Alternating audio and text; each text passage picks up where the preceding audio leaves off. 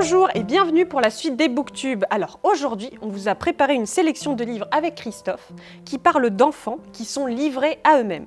Alors pour commencer, je vous présente Ma super cybermaman, qui est un roman de Laure Pfeffer, qui est à la fois écrivaine et bibliothécaire. Alors Ma super cybermaman est son premier roman jeunesse, pour vous le dire quand même.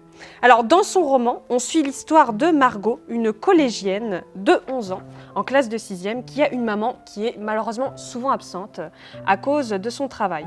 Et un soir, se sentant seule, Margot va commander sur Internet une maman androïde qui arrivera chez elle dans un mois. Et justement, ce roman va aborder plusieurs thèmes. Alors ça sera forcément la solitude, la relation mère-fille, l'amitié et surtout l'interaction, comme vous pouvez le deviner, humain et robot. Alors c'est avec curiosité et attention que j'ai lu d'une traite Ma super cybermaman de Laure Pfeffer, qui m'a montré ce que pouvait être le quotidien avec une cybermaman. Puisqu'en effet, on suit comme personnage Margot, une collégienne qui découvre petit à petit le fonctionnement d'une cybermaman, tout en essayant de garder cela secret aux yeux de sa véritable maman et de ses amis. Alors l'auteur nous écrit une histoire très originale, puisque sur le temps passé avec un androïde au sein d'une famille, et ça permet de nous interroger sur le rôle de l'intelligence artificielle au quotidien et la relation parent-enfant. La cybermaman ici sert de moteur à l'histoire puisqu'elle reflète au fil des attentes les attentes de Margot envers sa véritable maman. Ce petit roman, qui a comblé ma curiosité sur ce que pouvait être une cybermaman au quotidien, nous fait penser déjà aux avancées technologiques. Alors je ne parle pas de ChatGPT, je parle surtout par rapport aux avancées technologiques des androïdes qui ne cessent déjà de s'améliorer. Donc pour moi c'est un petit roman d'anticipation, facile à lire, puisqu'il n'est pas dit que dans un futur proche, nous serons peut-être remplacés par des androïdes. Un livre que je recommande à ceux qui sont curieux de savoir comment la cybermaman se comporte et comment Margot gardera-t-elle cela secret. Pour la suite des livres, je vous ai choisi comme roman Comment bien rater ses vacances d'Anne Persin. Alors il faut savoir que Anne Persin, en plus d'être écrivaine, elle est aussi enseignante en lettres. Elle a aussi écrit pour les adultes que pour les enfants. Alors son roman, Comment bien rater ses vacances, il faut savoir qu'il y a 3 suites et qu'il a connu un réel succès en librairie. Alors le roman raconte l'histoire de Maxime, un adolescent impertinent de 17 ans qui décide de passer l'été chez sa grand-mère, au Kremlin-Bicêtre, c'est-à-dire dans la banlieue de Paris, afin d'échapper aux vacances avec ses parents. Alors ici, le livre va aborder plusieurs thèmes, la solitude, l'adolescence, la famille, la musique et tout cela avec énormément d'humour. Alors c'est avec plaisir que j'ai lu Comment bien rater ses vacances d'Anne Persin, qui m'a beaucoup fait rire mais aussi découvrir des musiques, des autres références intéressantes que je ne citerai pas. Et du coup, j'ai pu faire des recherches pendant ma lecture, ce qui a été un superbe moment.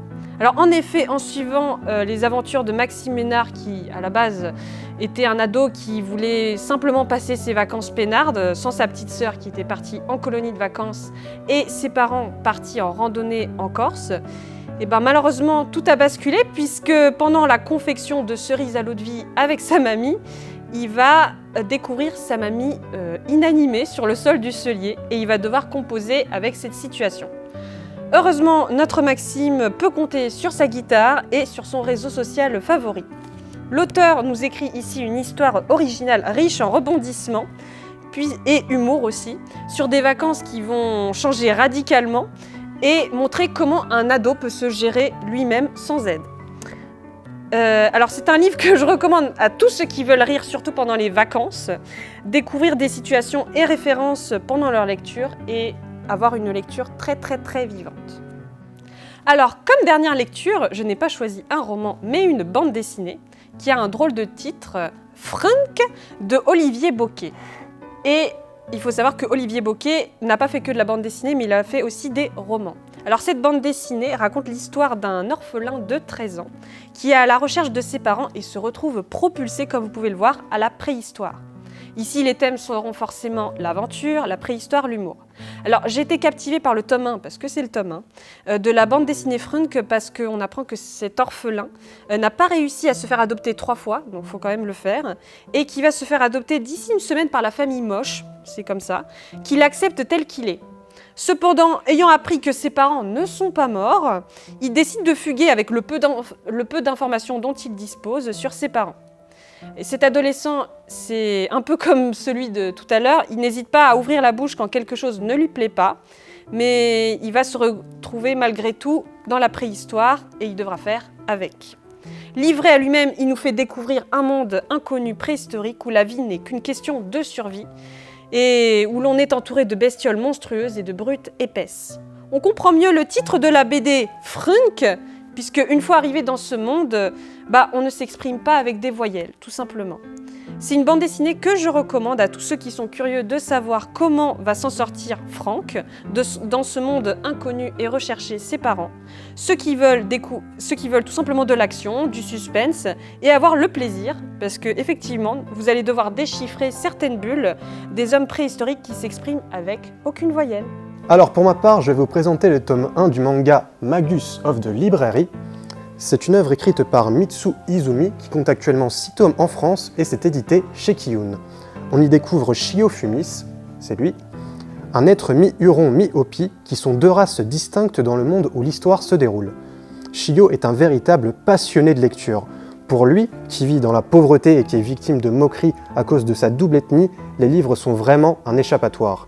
Il veut être entouré de livres, en avoir un accès illimité pour pouvoir chaque jour se plonger dans de nouvelles histoires et vivre des aventures plus épiques les unes que les autres.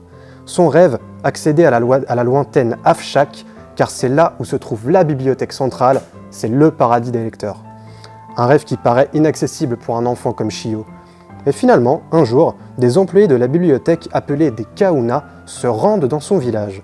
À la suite d'un concours de circonstances que je vous laisserai découvrir, Shio va débuter sa propre aventure, qu'il espère évidemment aussi belle que celle qu'il a dévorée dans les pages de ses livres. Ce manga il brille avant tout par ses dessins vraiment somptueux, d'une précision assez exceptionnelle. Le scénario, lui, n'est pas en reste car même si l'enjeu et l'ambiance du récit paraissent presque enfantins, tout est lié par des problématiques politiques et sociétales qui pourraient presque faire écho à celles de notre monde. Alors comme deuxième livre, j'ai choisi une bande dessinée qui s'appelle Seul. Alors c'est édité par Dupuis et c'est signé du duo Vellman-Gazzotti. C'est un tandem qui avait déjà collaboré pour le one-shot des Lendemains sans nuages. Alors actuellement 13 tomes sont disponibles et tous sont à la bibliothèque, donc là il n'y a vraiment aucune excuse. C'est du fantastique post-apocalyptique que je vais brièvement vous résumer. Un soir d'été, le ciel de Fortville se teint d'une couleur étrange et les oiseaux s'agitent. Pour Yvan, Leila, Camille, Terry et Doji, 5 enfants qui ne se connaissent pas, ce sera la dernière soirée de leur ancienne vie. Le lendemain, c'est comme si tout le monde avait disparu, volatilisé. Les enfants vont découvrir leur ville inhabitée et des événements plus étranges les uns que les autres vont s'enchaîner. Malgré leurs différences, ils vont devoir s'entraider pour survivre dans ce qui était leur ville. Doji, l'orphelin solitaire, Leila, la préadolescente bricoleuse et énergique, Yvan, le philosophe boute-en-train, Camille, la bonne élève pleine de bons sentiments, et Terry, le gamin capricieux mais attachant, tout ce beau monde n'est pas au bout de ses peines car Fortville a bien changé. Fini la vie tranquille, place à la loi de la jungle. Mais comment survivre seul quand on est des enfants ? Alors ce qui est bien avec cette bande dessinée, c'est le rythme qui est très soutenu, on est tout de suite dans l'action, il n'y a vraiment aucun temps mort. Et les personnages, voilà, ils sont attachants avec chacun leur faille. On se plaît à s'imaginer ce qui peut surgir au croisement de la rue d'à côté. Et on aime aussi suivre l'évolution de la personnalité des personnages, même si en vrai un tome ne suffit pas forcément pour ça. C'est donc pour ça que je vous encourage à lire non pas que le tome 1, mais toute la série.